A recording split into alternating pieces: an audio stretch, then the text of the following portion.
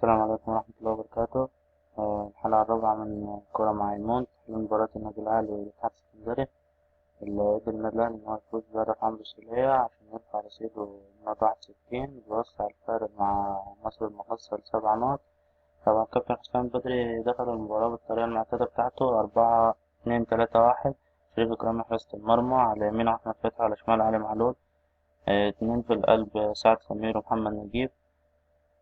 اتنين نص ملعب حسام عاشور وعمرو السولية، قدامهم تلاتة على اليمين وليد سليمان، على الشمال أحمد حمودي، وفي القلب عبد الله السعيد.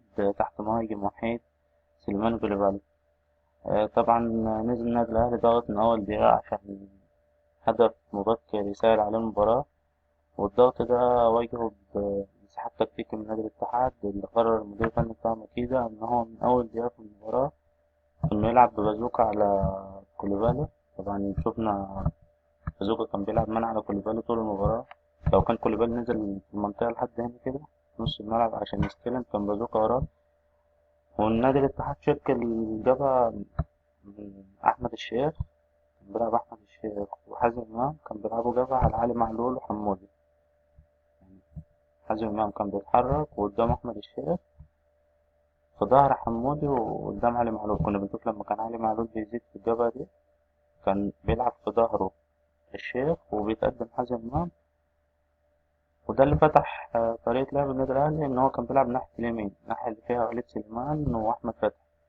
اضطر الكابتن حسام بدري لما شاف الضغط من الناحية دي إن هو يبعت وليد سليمان ناحية الشمال ويجيب أحمد حمودي ناحية اليمين. وده اللي أسفر عن خطورة النادي الأهلي، والهجمات ابتدت في الوقت اللي أحمد حمودي لعب فيه ناحية اليمين. كون جابها هو أحمد فتحي في الحتة دي، واستغلوا إن هشام شحاتة باك الشمال بتاع نادي الاتحاد السكندري كان مردود، ما كانش بيدافع كويس، فكان حمودي بيلعب في ظهره وبيزيد معاه أحمد فتحي. الفكرة كلها في إن الكابتن حسام دخل الشوط التاني وغير بقى، خلى حمودي ناحية الشمال وجاب وليد سليمان ناحية اليمين. متفهمش ايه الفكرة في إن الكابتن حسام بدري عايز يعمل ايه. يعني المباراتين اللي فاتوا كان بيثبت ميدو جابر في المباراة وبيخليه يدخل في وسط التشكيل عشان الانسجام وعشان الطريقة بتاعته تبقى كويسة. وبنتفاجئ في المباراة بتاعة الاتحاد إن هو بيسحبه وبيلعب مكان أحمد حمودي. نفس الطريقة إن عمرو السولية هو اللي أحرز هدف الفوز في النادي الأهلي، ومع ذلك كان أوحش لاعب في المباراة. وكان لما بيزيد هنا كانت بتتحول الطريقة زي ما الناس كلها بتقول ل 4-1 4-1. كان بيبقى فيه في نص الملعب فراغ هنا اللي هي المنطقة اللي كان بيلعب فيها نور السيد وكابونجا. كان السولية بيزيد هنا وكان بيبقى حسام عاشور لوحده. فالناس لما تيجي تشوف كانت المنطقة دي كلها اللي هي المنطقة دي اللي كان بيلعب فيها نور السيد. يعني انت لما يبقى عندك لعيب كرة حريف بيلعب في مكان زي نص الملعب ويقدر يتملك منك الكرة، هو ده اللي عمل ضغط على النادي الأهلي في المباراة دي. يعني شفنا في الدقيقة 90 والخمس دقايق أو الأربع دقايق اللي اتحسبوا، نادي الاتحاد لو كان في الدقيقة تاني كان هيحط جون في النادي الأهلي. فالفكرة إن الأسئلة اللي لازم الناس توجهها للكابتن حسام بدري واللي لازم نستوعبها إن الاتنين بيلعبوا برجلهم الشمال بيلعبوا مع بعض في نفس التوقيت في التشكيل.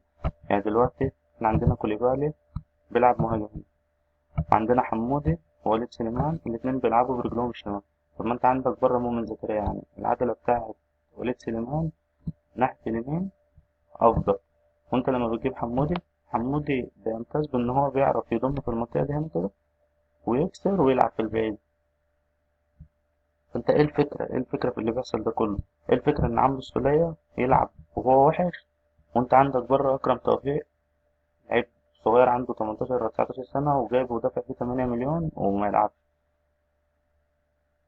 ايه الفكرة في ان عبد الله السعيد وحش صالح جمعة ما يلعبش؟ ماشي، صالح جمعة مش راجل وبيسهر و الى اخره، بس اكيد في بديل لعبد الله السعيد في الفرقة. يعني اكيد يلعب مكانه نيدفيد، يلعب مكانه حمودي في المركز 10، يلعب اي حد مكانه. من ضمن برضو الاسئلة اللي هتتكرر ان فين عماد متعب؟ يعني ما بنشوفش عماد متعب ليه؟ ايه الفكرة ان عمرو جمال ياخد كل الفرص دي على حساب عماد متعب؟ آم، حاجات تانية برضو من ضمن المستفزات إن إحنا بنلاقي صبري رحيل اللي هو أحسن باك شمال في أفريقيا بيقعد لحساب صبري رحيل، اللي هو صبري رحيل في مباريات بتعدي عليه ما بيرفعش كورتين على بعض، صح؟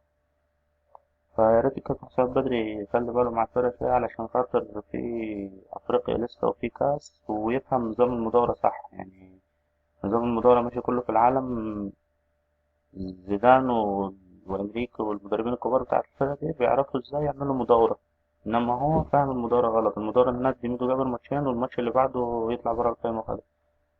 المدورة إن أنا عبد الله السعيد ما يبقالوش بديل في الفرقة كلها، مع إن عبد الله من ساعة ما رجعنا من أفريقيا من كأس وعبد الله السعيد ما جاش أصلا، باستثناء الفاول اللي حطه في العارضة. فيا ريت كابتن حسام بدري يخلوا باله مع الفرقة وإن شاء الله مكسب ورا مكسب، بس محتاجين أداء عشان ما تعودناش من النادي الأهلي إن هو يكسب من غير أداء. وأشوفكم في حلقات تانية، والسلام عليكم ورحمة الله وبركاته.